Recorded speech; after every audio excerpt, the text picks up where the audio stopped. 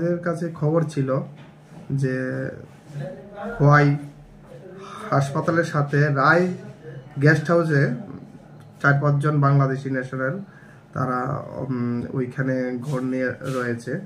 সাথে সাথে আমার অফিসার যায় এবং গিয়ে সেটা ওই 4-5 জন বাংলাদেশিকে পায়, তাদের সাথে কথা বলে এবং তাদের কথার ভিতরে অনেক অসংলগ্নতা দেখা দেয় এবং তারা তাদের আইডেন্টি ঠিকঠাকভাবে বলতে পারে না এবং বিভিন্ন কন্ট্রাডিক্টরি স্টেটমেন্ট দিয়েছে। পরবর্তী সময়ে আমরা তাদেরকে থানায় নিয়ে এসে এবং থানায় নিয়ে ফার্দার ইন্টারোগেশন করি এবং ফার্দার ইন্টারোগেশন করে জানতে পারি তারা কিছুদিন পূর্বে দিল্লিতে গিয়েছিল কোনো একটা জায়গা দিয়ে ইলিগালভাবে ইন্ডিয়াতে এন্টার করে, তারপরে তারা দিল্লিতে গিয়েছিল। ওই দিল্লি থেকে তারা আজকে আবার পুনরায় বাংলাদেশে যাওয়ার উদ্দেশ্যে আজকে খোয়াই এসেছে।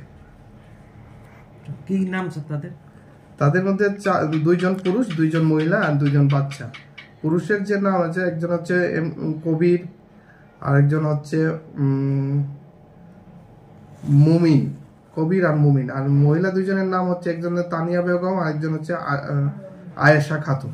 2 জন শিশু আর 2 জন শিশু। তাদের বাড়ি কোথায় স্যার? বাংলাদেশের ফেনী ডিস্ট্রিক্টে তাদের বাড়ি।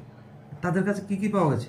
হ্যাঁ, তাদের কাছে কিছু আই কার্ড পাওয়া গেছে, এইগুলি তারা স্বীকার করেছে এইগুলি তারা ইলিগাল ভাবে তারা ফোরজারি করে এইগুলি বানিয়েছে। মানে ইন্ডিয়ান আই কার্ড পাওয়া গেছে। তারা কেন এসেছে ইন্ডিয়াতে, এই বিষয়টা কি তারা বললো তারা কাজের উদ্দেশ্যে এসেছে। আরেকটা জিনিস স্যার, তারা কি রোহিঙ্গা এরকম কোনো? না, এখন অবধি তারা স্বীকার করেনি, তবে আমরা ইন্টারোগেশন চলছে, হলেও হতে পারে। Thank you sir.